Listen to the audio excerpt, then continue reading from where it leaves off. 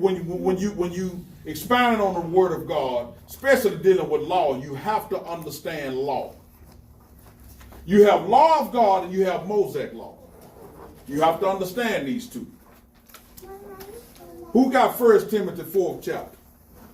Read it. Now the Spirit speaketh expressly, that in the latter time some shall depart from the faith, giving heed to seducing spirits and doctrines of devils, speaking lies and hypocrisy, having their conscience seared with a hot iron, forbidding to marry and commanding to abstain from meats which God hath created to be received with thanksgiving of them which believe and know the truth. Whoa. Read that part about the meat again. Forbidding to marry and commanding to abstain from meats which God hath created to be received with thanksgiving of them which believe and know the truth. Now wait a minute. Now did we just read what was in law, what we could eat and what we couldn't eat? Right. Now all of a sudden here it is in the New Testament it's saying that we see, you see what a confusion is? Okay. Now I want you to go somewhere else with me. Stay right there, you stay right there, and somebody give me Acts 10 and 9. You stay right there. Okay. You stay right there. Okay. Babe, you stay right there. Somebody give me Acts 10 and 9. Back to Deuteronomy.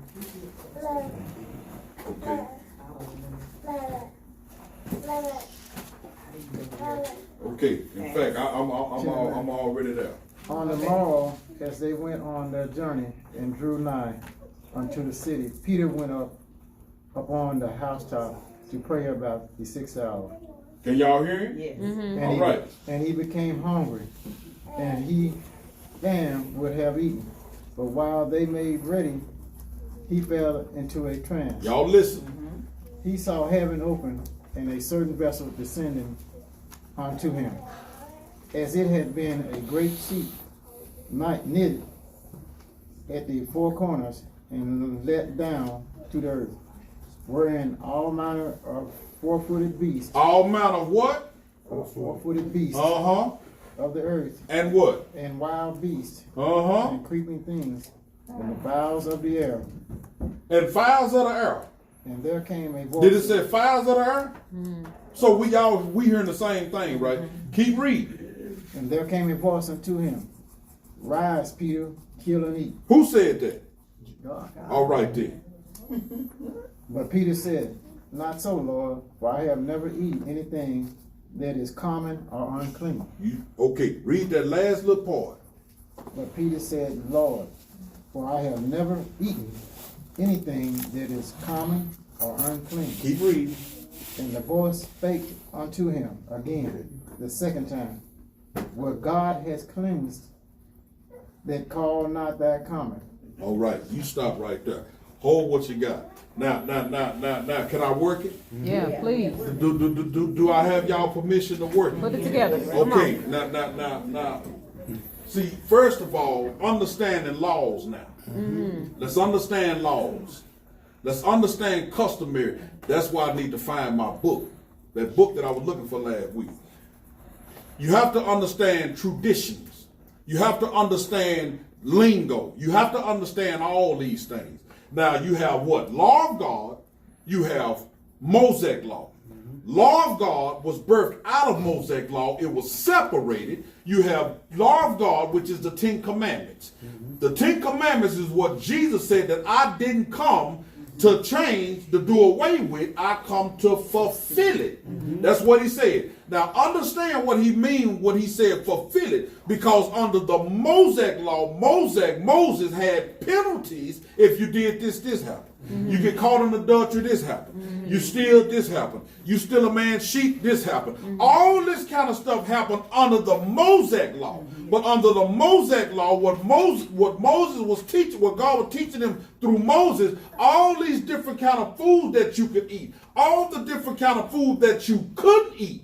Hello, somebody. So therefore, it was for God's holy people. So now, we're in the Old Testament. Now let's walk over into the New Testament. Understand what John the Baptist said. When John the Baptist was talking about Jesus, when he said that there's one that coming, he said, I indeed baptize with water. He said, but there's one that coming after me whose shoe latches I'm not able to untie. When all of a sudden, when Jesus came to be baptized of John the Baptist, first thing John the Baptist said, I need be baptized of you. But Jesus said, suffer it to be so, that the scriptures be fulfilled. So therefore, when John the Baptist baptized Jesus, a voice spoke out of heaven and said, this is my well-beloved son. He said, hear he him. So when this paradigm shift took place, that's why the Bible said, remember ye not the former thing. He said, behold, I'm going to do a new thing. He said, shall you not know it? So which means when Christ came, the shift came. So therefore, John the Baptist said, I must decrease that he may increase. So which means John the Baptist was the last priest to preach Old Testament. John the Baptist said, I must decrease that he may increase. So when John the Baptist came, when Jesus came, it was no more need for John the Baptist. Oh, I feel like going deeper with this. Go. There was no more need for John the Baptist. Why? Because Jesus came in and ushered in the paradigm shift. Now I'm fit to do away with this Mosaic law. This is what Apostle Paul was talking about when he said that we are no longer up under law, but up under grace. He was talking about Mosaic law. But that's the reason why when Jesus came under the law of God, he said, I didn't come to change the law. He said, I come to fulfill the law. So when the woman was in adultery, they brought the woman to Jesus, said this woman was caught in adultery. Not only was she caught in adultery, but in the very act. Hello, somebody. They brought the woman to Jesus, and they said this woman was caught in adultery. Now listen at the Pharisee. He said, now, you know, under the law of Moses, she's supposed to be stoned. Mosaic law. But Jesus, which was the paradigm shift, he looked up on him, he said, they that are without sin, he said, cast the first stone. And the Bible indicated that he went down and started writing in the sand. Preachers try to elaborate on what he was writing. Nobody knows what he was writing. The Bible never said what he was writing. Amen. All of a sudden, when he looked up, he said, woman, where are thy accusers? Have anyone condemned you? And the woman said, no, Lord, no one condemned me. And Jesus said, neither do I. He said, go and sin no more. So that there was a fulfillment. Hello, somebody. Look at the Samaritan woman. The same thing. All these penalties that was related to the law of God, Jesus came in and did away with the penalties. So then when you go into the book of 1 Corinthians 13 chapter, he started dealing with love. Love was the ultimate fulfillment of the law. My God. Now watch this here. Now watch this here. Now let me deal with Peter for a minute. Yeah. See, the reason is because Peter fell in the trance, and God showed Peter all the four-footed beasts, the fowls, and all this kind of stuff. The reason that God showed it to him is like God say, I'm fit to show Peter that he's not delivered. I'm going to show Peter that he's being a hypocrite. And oh yeah, Peter, Apostle Peter, that walked with Christ, he was being a hypocrite. And God had to show him this here. He fell in the trance, and all these different times, the food that God showed Peter, watch this here, he showed Peter food that was forbidden from the Jews. Because Peter was a Jew. The Jews had a strict diet. They lived the law. They breathed it. Yeah. Could nobody outdo the Jews doing the law? And but although that was an interpretation of Cornelius that God was sending to Peter, but what God did, he had to show Peter, you're not delivered like you running around here telling folk that you deliver people. I brought you out of this right here. And that's why God did. He showed him all these food. That he showed him pork. He showed him the camel. He showed him catfish. Hello, somebody. Because had he not showed him food that was forbidden by the Jew, then Peter would have never called it uncommon. That's why he called it unclean. And God told him, don't call what I have created unclean. Now let me deal with 1 Timothy. 4th chapter when he said, now the Spirit speaking expressly. He said, in the latter days, some going to depart from the faith. He said, giving heed to seducing spirits, doctrines of devils, forbidding to marry, and abstaining from meats. He said that every creature that God made was good. And he said, nothing is to be refused. He said, because it is sanctified by the word of God and prayer. You don't have to go there, but when you go into the book of Habakkuk 2:4, he said, for the just shall do what? Live by faith. Hello, somebody. So I had to deal with that to show you all the meats, all of this, the meats and the tithes came about the law. All right, Pastor. So watch this here. When you have pastors preaching about tithing, why they're not preaching about the poor? Oh my God, I'm gonna get in trouble. Because it's all in the same chapter, Deuteronomy 14. It's all in the same chapter. It dealt with the food first, then it dealt with the tithe. Hello, somebody. Have I gave y'all my opinion? I gave y'all the book. Now watch this. If you're gonna preach about, now the Bible said if you are guilty in one area of the law, he said you guilty of it all. So therefore, if you teach in tithe that you're supposed to pay tithe, then you guilty of it all. Come on now. Because if you're gonna have a conviction in teaching tithe, you got to teach about what they can eat and what they can't eat. Man, that's the book. So when you start talking about the tithe and where it all come from, it never said that we supposed to tithe money. Now my thing is, I ask God, I say, God, now that you have called me the pastor, I've been studying this here, y'all, I know for over 10 years. I say, God, now that you have called me the pastor, I say, I need to know the truth about the tithe. The Holy Spirit say, get back in it. And as I begin to go back with my fine-tooth comb and start digging this stuff out, that's when the Lord showed me. When I told you to sow $1,000 seed in church, he said I was going to bless you with your own shop next year.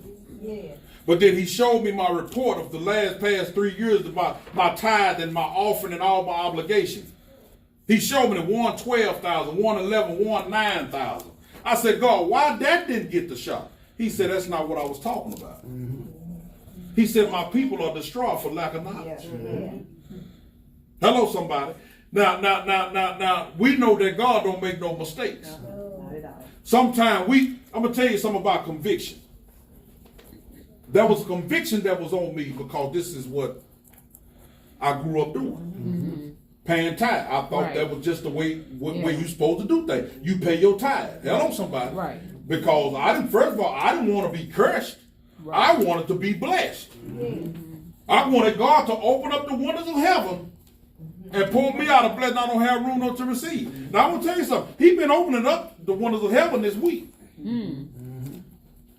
Okay. Yeah. Oh, it's been raining. Ain't it been raining?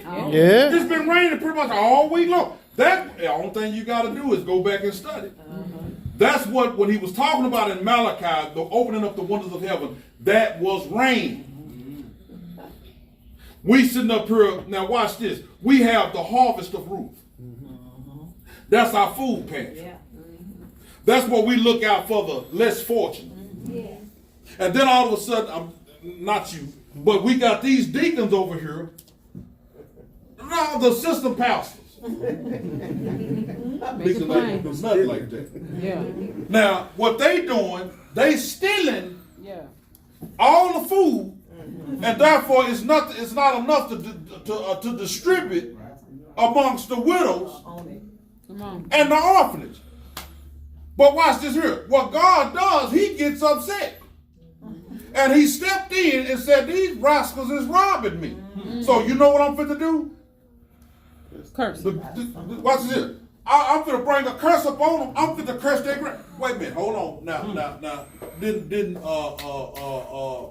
the second chapter tell the priest, therefore I have already cursed your ground. Didn't he say that? Yeah. So therefore, the only way the grounds can become cursed, he got to stop the rain. But notice what it said in the 3rd chapter. He said, I will rebuke the devourers for your sake. Yeah. Do y'all know what the devourers was?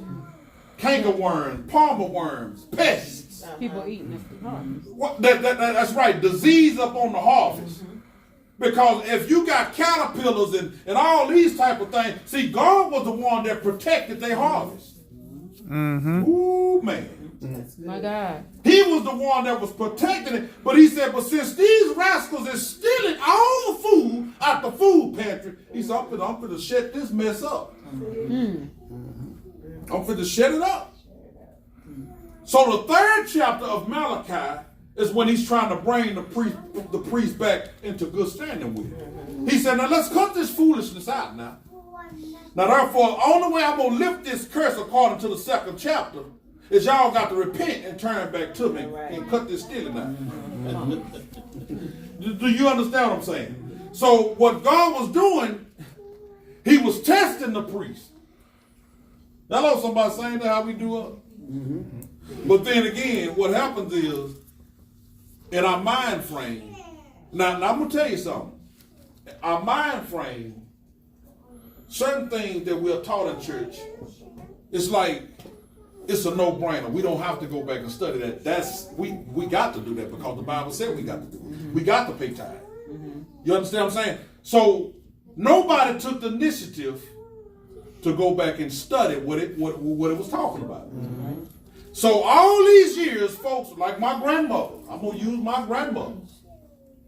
My grandmother passed, that was her seat right there. My grandmother passed away, and my grandmother paid tithes all my life. Ever since we were born in the church, that she always paid tithes. My grandmother died on fixed income and still had a little debt. But wait a minute.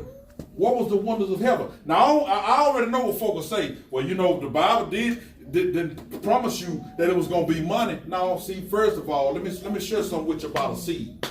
You know, they'll try to justify, well, you know, everything, you know, wasn't going to be money. Wasn't going to be money. What would that call in my phone? Keep going. See what I'm talking about? Distraction? Yeah. They'll try to justify and say that, you know, everything about money, you know, it could be being blessed in other areas. No, baby, if you sow plum seeds, you expect to get plum. My God. If you sow apple seeds, you expect To get out. to get apples. Yeah. Be not deceived, for God is not mocked. Right. What it say? Whatsoever. A man sow it, shit. Hello, somebody. Whatsoever a man soweth, that shall he also reap. Now, okay, God, now I sowed this. I sowed tomatoes. Now, why in the world cucumbers is coming? Oh my God. Help us. Come on now. Yes. No, wait a minute. Now, where in the world did the squash come from? I didn't sow no squash. No, if squash came up, that means you didn't read the package when it says squash seed. Right. You was looking at something else, but you grabbed squash seed. That's the only way squash gonna grow up is you got to sow squash seeds. Am I right about it? Yeah. Yeah. So we never took the initiative to go and do our own research on what this was about. Now let me say this right here as being a man of God. I will never fix my mouth and say that the pastors is robbing the people. That's right. And because I'm teaching you this, don't y'all say that the pastors are robbing people. Because we don't know who robbing who. Right. But I know it's one I was listening to and he know the truth and you deviated from that. You deviated from it. You can't sit here and tell a person that you're supposed to pay tithe and then all of a sudden said that the curse was broken. Come on now. Come on. And then as he was geared in that direction, I said, come on, keep on coming. And then he did this here. No, baby. But we so quick to say, if you don't pay tithe, you are cursed with a curse, right? Right. So that's a fear that come up on the people. And I wouldn't call that a deliberate manipulation. Some things is not deliberate. Some things is just how we was taught. It's just, personal conviction. You understand what I'm saying? But according to the book of Galatians, Galatians said that blessed is the man that hangeth on a tree, for Jesus Christ redeemed us from the curse and was made a curse for us. Now, how can you be cursed? If you are a Bible-toting, born-again believer, Jesus is my rock. Yeah. I believe that Jesus is Lord. The curse is broken. But if I turn away from my belief and say all that stuff ain't real, all that church stuff, and I done had an experience and all this kind of stuff, then I can curse myself. Hello, somebody.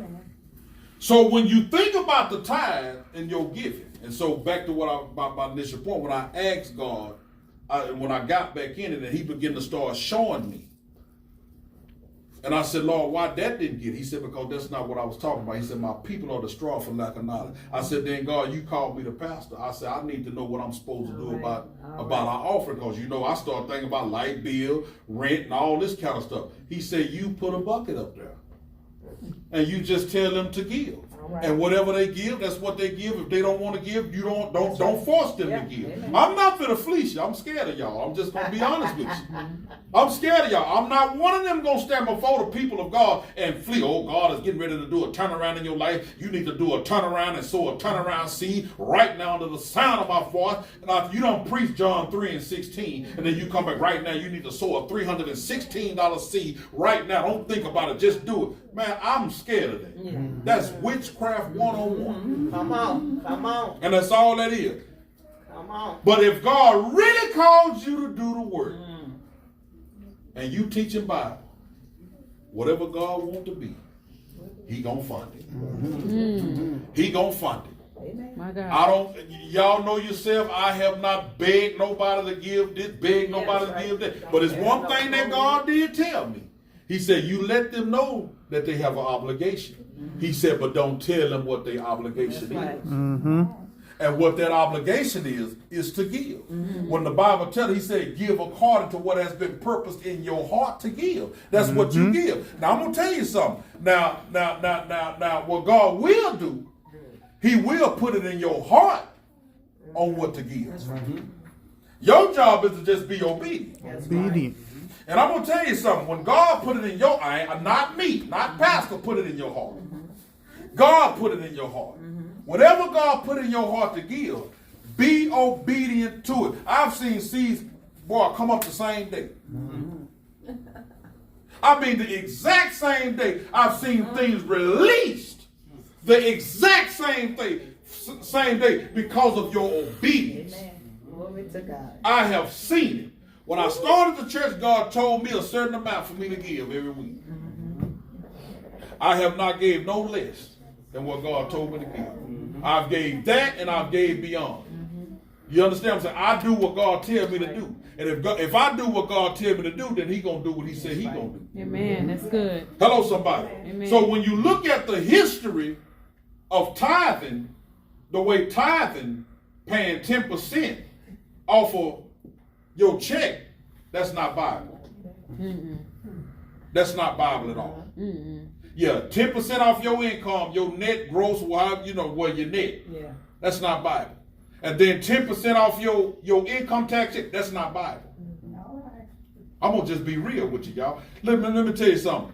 I don't need your money. That's it. Amen. God is my supplier. Yeah, the church is God. not my supplier. That's The right. church is the church supplier. Thank you, Jesus. You understand what I'm saying? So therefore, it's not about the money. And Deacon Greg can tell you sometimes, boy, look at that, boy. Boy. You understand? But why still, I'm going to show you what God will do, though. God will send folk up in here and say they'll bless the church real good, won't they, Deacon? One time. You understand what I'm saying? So therefore, my faith is not in the fact of what a person gives. My faith is caught up in the fact of God called me to do it. And whatever God wants to be, he going to fund it. Let's stand to your feet. Amen. I'm gonna have to continue this because the devil is a lie. My The God. devil is a lie. He don't want it to get out, but it's gonna get out. Amen. Amen. Amen.